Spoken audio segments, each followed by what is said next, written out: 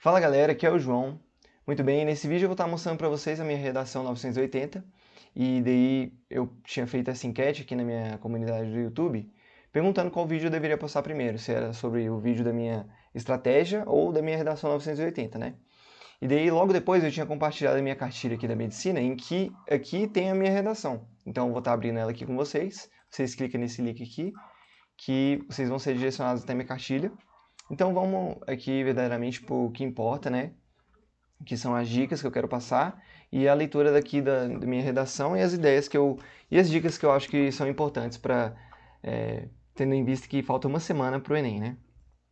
Aqui está a minha redação, ó, a prova mesmo, como é que eu fiz. Dá para ver que eu escrevi bastante, né? Então eu utilizei bastante do meu tempo ali para colocar uma redação com muito repertório, com boas ideias, né? Palavras bem organizadas e tudo mais. E isso foi muito importante porque foi uma redação que eu precisei escrever e reescrever algumas vezes, algumas ideias, né? Por exemplo, o primeiro parágrafo da introdução aqui, eu precisei escrever ele umas 3 vezes quase, né? Então, eu precisei dessa organização e desse tempo, assim. E como vocês conseguem ver aqui no computador, dá pra ver que a minha letra ela ficou, por mais que tenha muitas palavras aqui, por mais que a minha letra tenha ficado um pouco pequena também, ainda assim dá pra ler com clareza, assim. Acho que o print não favoreceu tanto, mas dá pra ler com clareza tudo aquilo que eu quis trazer aqui, né? Isso é muito importante porque quando vocês forem fazer a redação de vocês no dia da prova, vocês têm que pensar em facilitar a vida do corretor. Então a sua letra ela tem que ser o mais legível possível, você tem que seguir uma linha correta assim do seu projeto de texto para que ele consiga identificar, aqui é a tese dele, aqui é um repertório que ele trouxe, aqui ele está argumentando, aqui ele está trazendo ponto de vista. Isso é muito importante porque ele consegue dar aquele check na correção, sabe? Então, tanto que eu falo que eu não sou um dos melhores escritores nem nada disso, mas a minha redação é aquela redação que não falta nada. Esse é o principal ponto, né? Então eu posso não ter as melhores ideias, mas eu tenho uma redação que não falta nada. Se você quiser que tenha repertório, vai ter repertório. Se você quiser que tenha ponto de vista, vai ter ponto de vista. Tem aqueles 5 pontos da conclusão, né, que é o que fazer, quem vai fazer, o que vai fazer, como vai fazer, para que vai fazer o detalhamento, né? Então, vai ter tudo isso na minha redação e essa é uma ideia que vocês têm que trazer para a mente de vocês, tá bom? Não esquece de curtir, compartilhar e comentar o canal aqui nesse vídeo, aquilo que vocês acham e vamos ler aqui a redação e eu vou pontuando as coisas aqui com vocês. Vamos lá. Aqui tá as minhas notas, né, nas competências. Então eu perdi ponto na competência 1, que é com relação à gramática e tudo mais, e é minha pior área mesmo. Então eu posso ler aqui a redação com vocês e a gente vê aquilo que possivelmente pode ter tirado ponto para mim, né? Eu não sou muito bom nisso, mas eu consigo escrever sempre aquilo que está certo. Então, por mais que eu não saiba identificar o que está errado, eu sei que o que eu estou escrevendo faz sentido. É assim que eu consigo não perder tantos pontos nessa competência, né? É assim que eu conseguia, na verdade. Mas vamos lá, dá para ver aqui que no primeiro momento eu utilizei um repertório já para iniciar minha redação, porque eu vi que em todas as redações nota 1000, eles começam com o repertório logo de cara, assim. E depois que começar com o repertório, apresentar o repertório, você faz uma relação com o tema, colocando o tema diretamente na sua introdução. E depois disso você apresenta os argumentos, e foi exatamente isso que eu fiz. Vamos lá. John Rawls, filósofo contemporâneo, refere em seus estudos sobre ética, deixa eu pegar aqui, refere em seus estudos sobre ética e política a necessidade da equidade para a consolidação da justiça social. Então eu utilizei um conceito aqui de equidade, né, que pode ser até um dos princípios do SUS, né, equidade, integralidade e universalidade, mas enfim, eu utilizei ele aqui porque quando fala de justiça social e equidade, você tem que lembrar que o conceito de equidade ele fala sobre tratar os desiguais com desigualdade, sabe? Tipo, é, é como se você pegasse é, uma pessoa que é alta e uma pessoa que é baixa, mas e você tem 2 caixotes para essas 2 pessoas. Mas aí você, ao invés de dividir igualmente, dar um caixote para a pessoa alta e um caixote para a pessoa baixa, você daria os 2 caixotes para a pessoa baixa, para que ela ficasse na mesma altura que a pessoa alta, deu para entender? Então é nesse sentido. Avaliando ali as individualidades de cada um, você trata eles diferente para que eles possam chegar a igualdade de oportunidade, de justiça e tudo mais. Então foi nesse sentido que eu trouxe. A necessidade da igualdade, da equidade para a consolidação da justiça social. Aí eu continuei, né? Então nessa perspectiva de equidade para a justiça social, que é falada sobre esse filósofo, né, em seus estudos. Nessa perspectiva, os desafios existentes para o enfrentamento da invisibilidade do trabalho de cuidado realizado pela mulher no Brasil dificultam a manifestação da justiça social apresentada pelo filósofo. E daí, nesse momento aqui, eu trouxe exatamente o tema que estava sendo pedido ali pelo Enem, que era sobre esse, né, o enfrentamento da invisibilidade do trabalho de cuidado realizado pela mulher no Brasil. É um tema muito grande, então eu precisava deixar claro, assim, na minha introdução sobre o que eu estava escrevendo, né? Então eu relacionei a equidade com a justiça social e o tema. E daí logo depois eu consegui trazer os argumentos que eu ia embasar a minha ideia sobre o tema, né? Aí eu coloquei: assim, cabe analisar como não só a herança desigual histórica. Deixa eu ver se foi isso mesmo que eu escrevi. Herança desigual histórica. Vamos ler aqui. Cabe analisar como não só a herança desigual histórica. Acho que aqui eu posso ter perdido ponto na minha competência 1. Achei meio estranho isso que eu escrevi.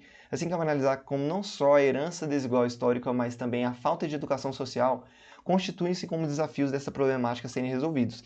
Então eu falei sobre a herança desigual histórica, que eu acho que está errado isso, né? Então eu devo ter perdido ponto na competência 1 por conta disso. E a falta de educação social, como meus dois argumentos que eu vou tratar no meu desenvolvimento 1 e 2. E vamos lá.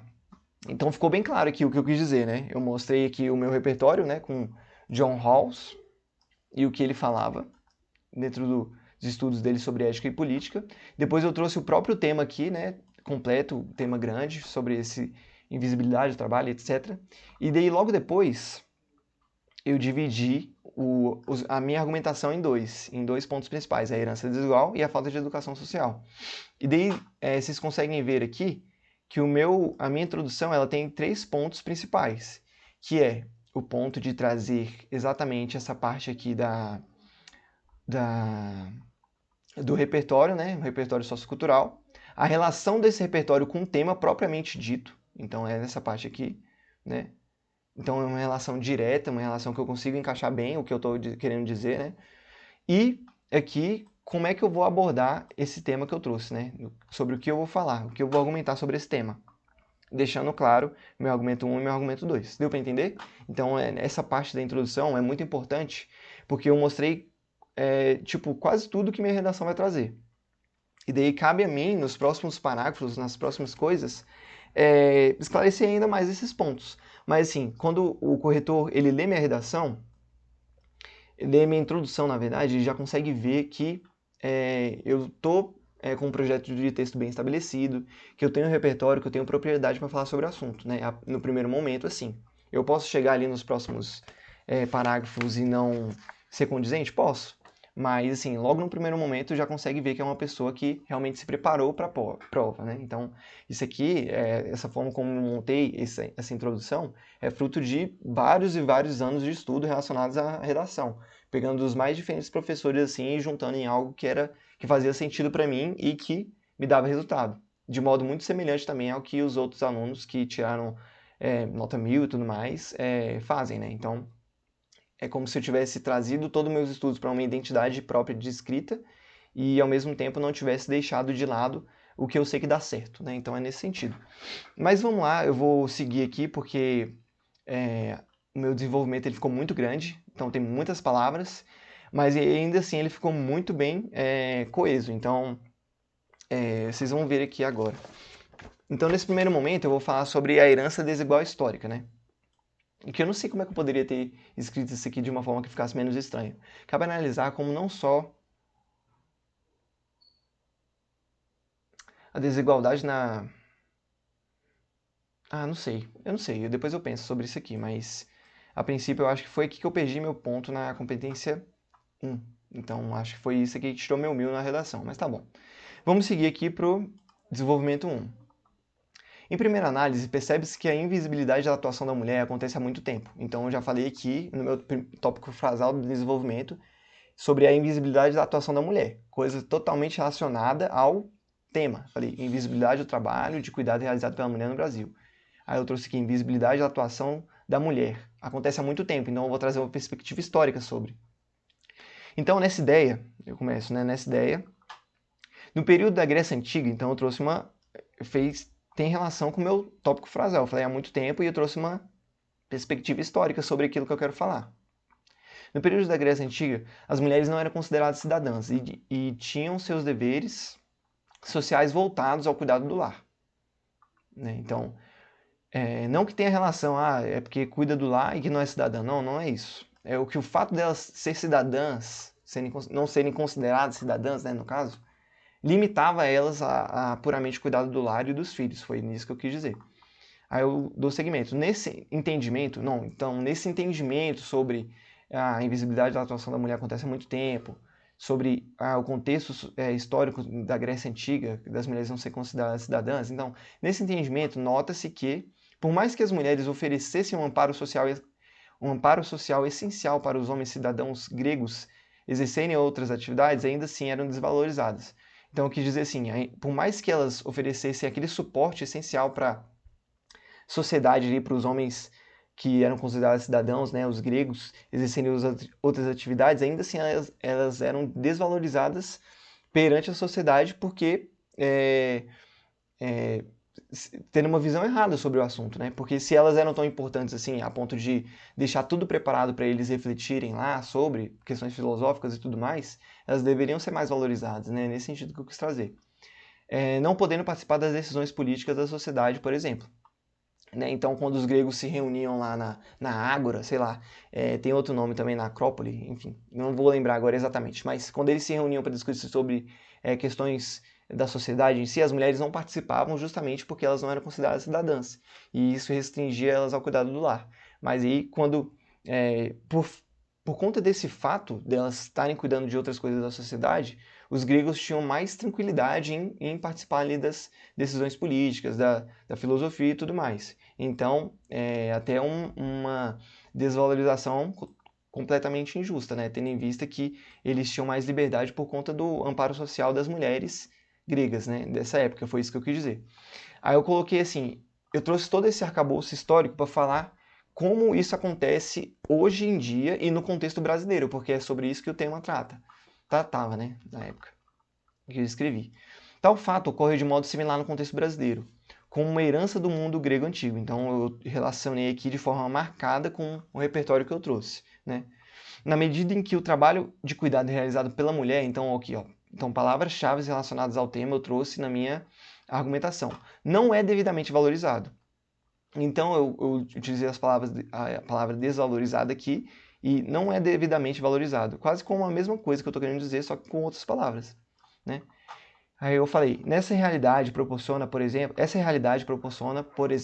a existência da baixa ou da não remuneração, da discriminação, do pouco reconhecimento e da sobrecarga desse tipo de trabalho sobre as mulheres, constituindo um cenário em que é possível o enfrentamento desse impasse.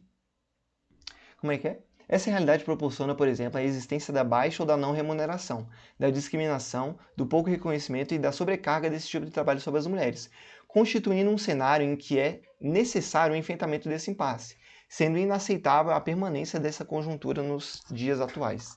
Deixa eu ver se eu escrevi dessa forma mesmo, calma aí. Essa realidade proporciona, por exemplo, a existência da baixa ou da não remuneração, desse tipo de... constituindo um cenário em que é necessário o enfrentamento desse impasse, sendo inaceitável a permanência dessa conjuntura nos dias atuais. Então, o que eu quis dizer, assim, o fato de ter essa herança cultural, essa herança histórica envolvida no contexto brasileiro, tem uma série de consequências. E quais são essas consequências? Além da desvalorização, que é o que ampara tudo, né? O que resume tudo, desvalorização. Mas o que é a desvalorização?